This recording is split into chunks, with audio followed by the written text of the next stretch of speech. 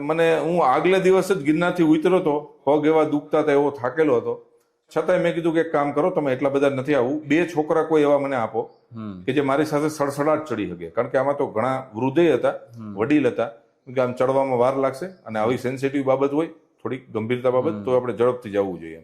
એટલે અમે ગયા તો ત્યારે કમંડર કુંડ, જે દત્તાત્રેયથી નીચે 700-800 પગથિયા નીચે છે અને અહીંયા 24 કલાક અન્નક્ષેત્ર ચાલુ હોય, તો ત્યારે મુક્તાનંદગીરી એટલે ઉર્ફ નામ એનું બહુ ફેમસ છે, ગુંડા સ્વામી, નામ ગુંડા સ્વામી કહેતા બધા, કારણ કે સ્વભાવ થોડોક તીખો ખરા એમ. એટલે મુક્તાનંદગીરી બાપુ ત્યાં રાતે હતા અને અમે પહોંચ્યા, બાપુને ઉઠાડ્યા. બાપુ કે શું છે? મેં કીધું બાપુ આવી રીતના આમ છે અને આ લોકોને છોકરો આવી રીતના નીકળી ગયો છે. તો કે ભાઈ એવો કોઈ આવ્યો નથી અહીંયા, અમારા ધ્યાનમાં નથી, પણ તોય છતાં હમણાં છે ને આમ પૂજા કરવા જશે વ્યક્તિ, પૂજારી, એટલે એની સાથે તમે મોકલી દો અને ત્યાં જોઈ આવો, તમને કદાચ મનમાં થોડો કે હોય તો.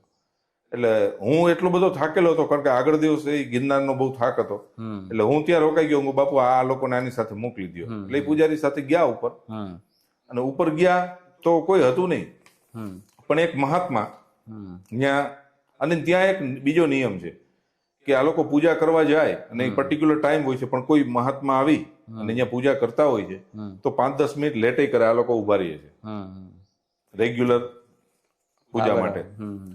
તો એક મહાત્મા પૂજા કરતા હતા, એને હાથમાં એક દંડ હતો.